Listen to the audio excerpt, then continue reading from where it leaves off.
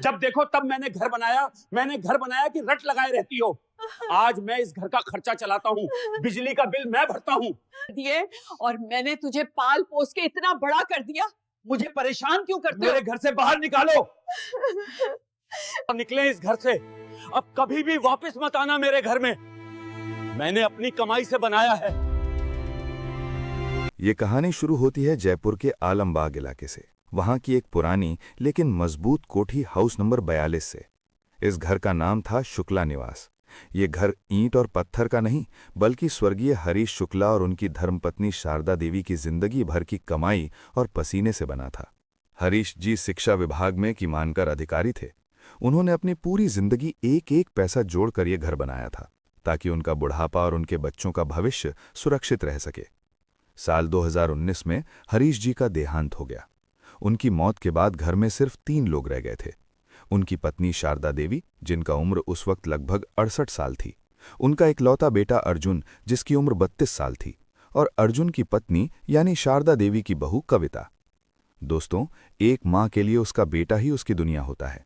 हरीश जी के जाने के बाद शारदा देवी पूरी तरह टूट चुकी थीं, लेकिन उन्होंने खुद को संभाला, क्योंकि उन्हें लगता था कि उनका बेटा अर्जुन उनके बुढ़ापे का सहारा बनेगा। उन्होंने अर्जुन को पढ़ाने लिखाने में कोई कसर नहीं छोड़ी थी। खुद पुरानी साड़ियां पहनी, लेकिन बेटे को अच्छे कॉन्वेंट स्कूल में भेजा। खुद रूखा सूखा खाया, लेकिन बेटे की हर जिद पूरी की। अर्जुन अब एक मल्टीनेशनल कंपनी में अच्छी नौकरी करता था। उसकी शादी कविता से हुई थी, जो एक आधुनिक विचारों वाली महिला थी। शुरुआत में तो सब कुछ ठीक चला, लेकिन जैसे जैसे समय बीता, घर का माहौल बदलने लगा। हरीश जी की मौत के बाद अर्जुन और कविता को लगने लगा कि अब इस घर के मालिक वो हैं। शारदा देवी, जो कभी इस घर की मालकिन हुआ करती थीं, धीरे धीरे अपने ही घर में एक अनचाही मेहमान बनती जा रही थीं।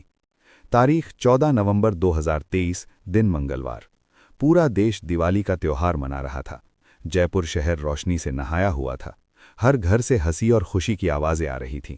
पटाखे फूट रहे थे और मिठाइयों की खुशबू हवा में घुली हुई थी। लेकिन हाउस नंबर 42 में एक अलग ही सन्नाटा छाया हुआ था। ऐसा सन्नाटा जो तूफान आने से पहले होता है। शाम के लगभग 7 बज रहे थे। शारदा देवी अपने कमरे में बैठी थीं। उन्होंने एक सूती साड़ी पहन रखी थी। उनका मन था कि आज दिवाली है तो पूरे घर में दिए जलाए जाएं। वो धीरे धीरे चलकर रसोई में गईं, जहां कविता काम कर रही थीं।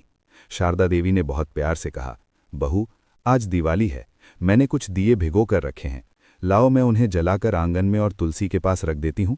घर में रोशनी होगी तो लक्ष्मी जी आएंगी। कविता ने चिढ़कर रोटियां बेलते हुए कहा, माताजी, आप रहने दीजिए, ये तेल और घी का धुआं मुझे बर्दाश्त नहीं होता, और वैसे भी हमने बिजली वाली झालर लगा दी है। इन मिट्टी के दियों की अब क्या जरूरत है? बेकार में फर्श गंदा होता है और तेल के दाग लग जाते हैं। शारदा देवी का दिल बैठ गया। उन्होंने कहा, लेकिन बहू, शगुन के लिए ही सही 5 दिए तो जलाने दो। तुम्हारे ससुर जी को दिवाली के दिए बहुत पसंद है। तभी वहां अर्जुन आ गया। वो ऑफिस के किसी काम से परेशान लग रहा था। उसने माँ की बात सुनी और गुस्से में बोला, माँ, आप फिर शुरू हो गई? आपको कितनी बार समझाया है कि कविता को पुराने जमाने के ये चोंचले पसंद नहीं है। आप क्यों हर बात में अपनी टांग अड़ाती? चुपचाप अपने कमरे में क्यों नहीं बैठी रहती? शारदा देवी की आंखों में आंसू आ गए। उन्होंने कांपती आवाज में कहा, बेटा, ये मेरा भी तो घर है। क्या मैं अपनी मर्जी से भगवान के आगे एक दिया भी नहीं जला सकती? मैंने और तुम्हारे पिताजी ने ये घर कितने अरमानों से बनाया था। अर्जुन को शायद ये बात चुभ गई। उसे लगा कि माँ उसे सुना रही है कि ये घर उनका है। उसका अहंकार जाग उठा। वो चिल्लाया, बस, बहुत हो गया आपका ये राग। जब देखो तब मैंने घर बनाया कि रट लगाए रहती हो। आज मैं इस घर का खर्चा चलाता हूँ, बिजली का बिल मैं भरता हूँ, खाने का राशन मैं लाता हूँ, तो इस घर में नियम भी मेरे चलेंगे। कविता ने आग में घी डालते हुए कहा, देख रहे हो अर्जुन, माताजी को शांति से एक वक्त की रोटी नहीं पचती। रोज कोई न कोई नाटक चाहिए। आज त्योहार के दिन भी इन्होंने क्लेश शुरू कर दिया। मेरा तो सिर दुखने लगा है इनकी किचकिच सुनकर। घड़ी में रात के 8:45 हो रहे थे। बाहर पटाखों का शोर बढ़ गया था, लेकिन घर के अंदर रिश्तों की मर्यादा तार तार हो रही थी। अर्जुन का गुस्सा 7वें आसमान पर पहुंच गया। उसने वो किया जिसकी उम्मीद किसी भी माँ को अपने बेटे से नहीं होती। अर्जुन ने अपनी माँ का हाथ पकड़ा। वो हाथ जिसने बचपन में उसे उंगली पकड़कर चलना सिखाया था। वो हाथ जिसने हजारों बार उसके सिर पर प्यार से फेरा था। आज उसी हाथ को अर्जुन ने बहुत बेदर्दी से पकड़ा और उन्हें घसीटते हुए घर के मुख्य दरवाजे की तरफ ले गया। शारदा देवी रोती रहीं, गिड़गिड़ाती रहीं, बेटा क्या कर रहा है? मुझे कहाँ ले जा रहा है? बाहर बहुत ठंड है बेटा, लोग क्या कहेंगे, छोड़ दे मेरा हाथ, मुझे दर्द हो रहा है। लेकिन अर्जुन के सिर पर तो जैसे शैतान सवार था। वो कुछ सुनने को तैयार नहीं था। वो उन्हें खींचता हुआ ड्राइंग रूम से होते हुए बरामदे तक और फिर लोहे के बड़े गेट तक ले आया। अर्जुन ने चिल्लाकर कहा, मुझे इस घर में शांति चाहिए और वो शांति आपके रहते कभी नहीं मिलेगी। आप जाइए यहाँ से, जहाँ जाना है जाइए, लेकिन मेरे घर में आपके लिए अब कोई जगह नहीं है। आप हमारे लिए बोझ बन चुकी हैं। शारदा देवी ने गेट पकड़ लिया। उन्होंने कविता की तरफ देखा, जो दरवाजे पर खड़ी होकर ये तमाशा देख रही थी। उसके चेहरे पर एक क्रूर मुस्कान थी। शारदा देवी ने कहा, बहू, तुम तो एक औरत हो, तुम तो समझो, तुम भी कल मां बनोगी, रोक लो मेरे बेटे को। कविता ने मुंह फेर लिया और कहा, माताजी, ये सब आपके कर्मों का फल है, हमें अपनी जिंदगी जीने दीजिए। अर्जुन ने एक झटका दिया और शारदा देवी सड़क पर जा गिरीं। उस वक्त रात के 9 बज चुके थे। नवंबर की ठंड शुरू हो चुकी थी। तापमान गिरकर लगभग 15 डिग्री सेल्सियस हो गया था। शारदा देवी ठंडी सड़क पर गिरी पड़ी थीं, उनके घुटने छिल गए थे।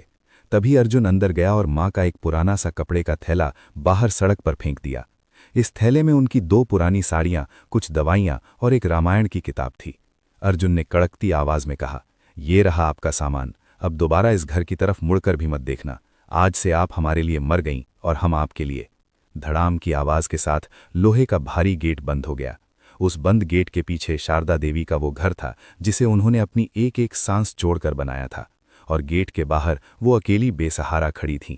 आस पड़ोस के कुछ लोगों ने खिड़कियों से ये तमाशा देखा। सामने वाले शर्मा जी और बगल वाले वर्मा जी सब देख रहे थे। लेकिन कलयुग का सच यही है दोस्तों कि लोग तमाशा देखते हैं, मदद नहीं करते। किसी ने बाहर आकर अर्जुन को रोकने की हिम्मत नहीं की। सबको लगा कि ये उनके घर का आपसी मामला है। शारदा देवी कुछ देर तक बंद गेट को देखती रहीं। उनकी आंखों के आंसू अब सूख चुके थे। उन्हें समझ आ गया था कि अब रोने से कोई फायदा नहीं है। जिस बेटे के लिए उन्होंने दुनिया से लड़ाई की, आज उसी बेटे ने उन्हें दुनिया की ठोकरें खाने के लिए छोड़ दिया था। उन्होंने अपना थैला उठाया, अपने घुटनों की धूल झाड़ी और लड़खड़ाते कदमों से सड़क पर चल दी। उनकी छाया स्ट्रीट लाइट की रोशनी में लंबी होती जा रही थी। वो सड़क के नुक्कड़ तक पहुंची।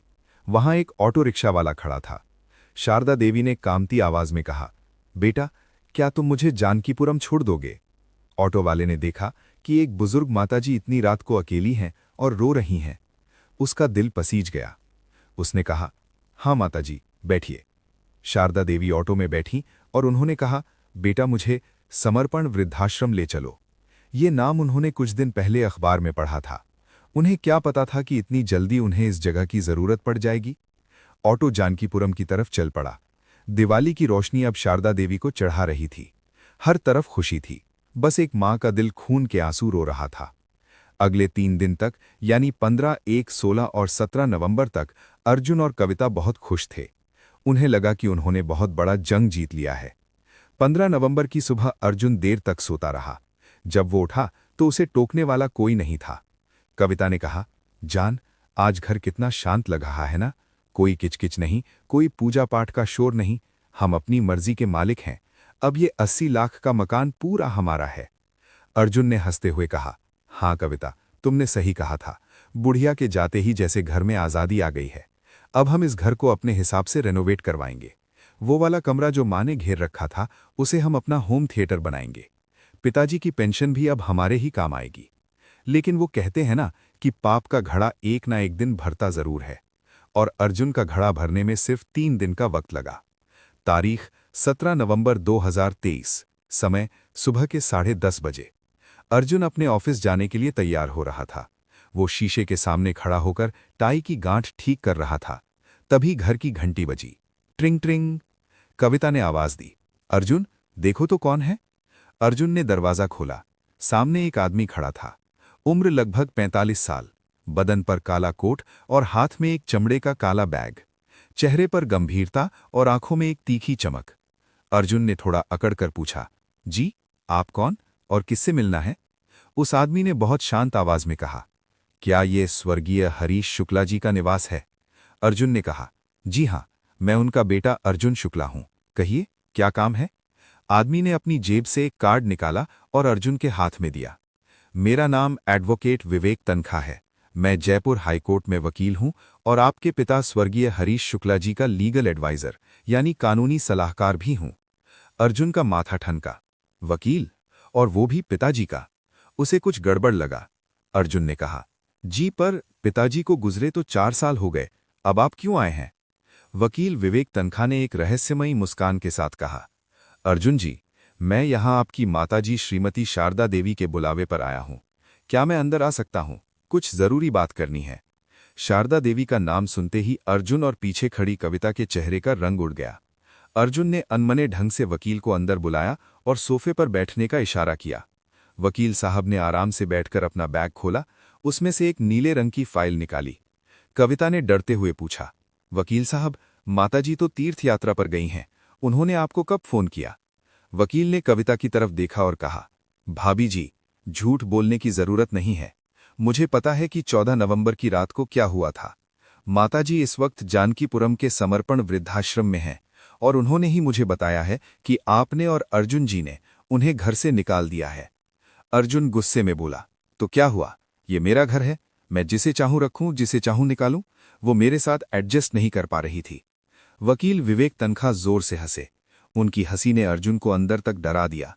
वकील ने फाइल से एक दस्तावेज निकाला और टेबल पर पटकते हुए कहा, अर्जुन जी, आपकी यही गलतफहमी दूर करने के लिए मैं आज यहां आया हूं। आप जिसे अपना घर समझ रहे हैं, दरअसल वो आपका है ही नहीं। अर्जुन चिल्लाया, क्या बकवास कर रहे हैं आप? मैं इकलौता बेटा हूं, पिताजी के बाद सब कुछ मेरा है। वकील ने चश्मा ठीक करते हुए कहा, जरा आवाज नीचे रखिए अर्जुन जी, और इस वसीयत को ध्यान से देखिए।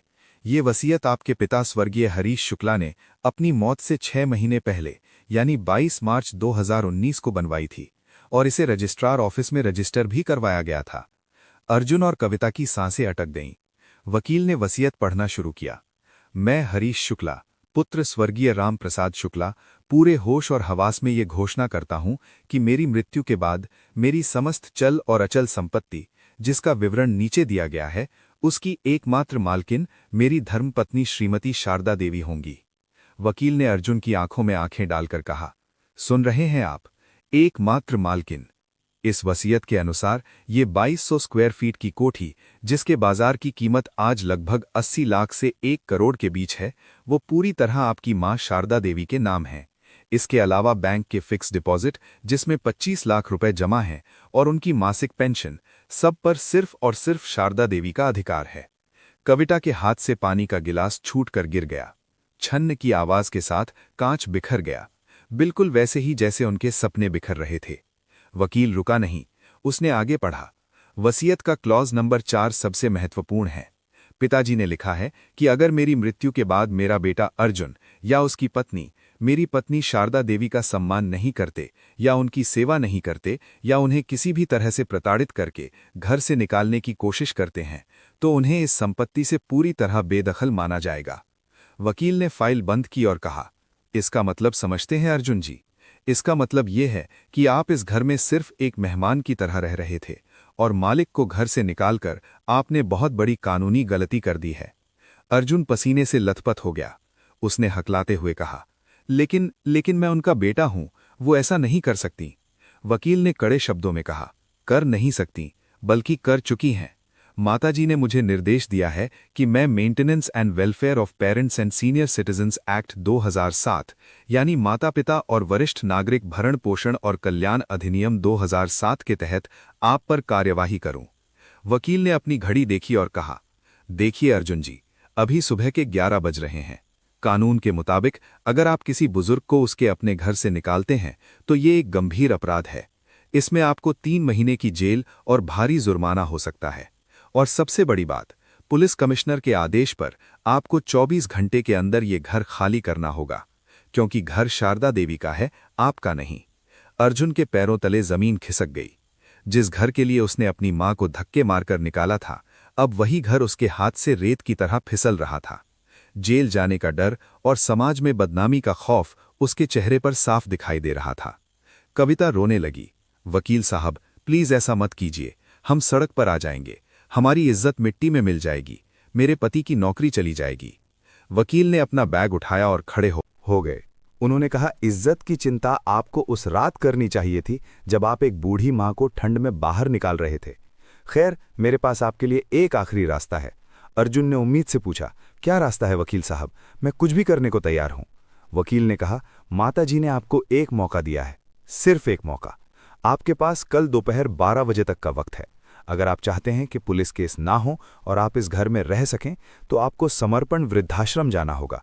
वहां सबके सामने अपनी मां से माफी मांगनी होगी और उन्हें पूरे सम्मान के साथ वापस घर लाना होगा।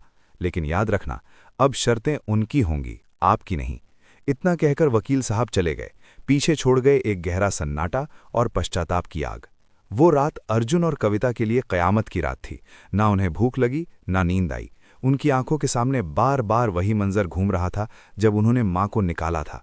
उन्हें अपनी गलती का एहसास हो रहा था, लेकिन शायद प्यार की वजह से नहीं, बल्कि डर और लालच की वजह से।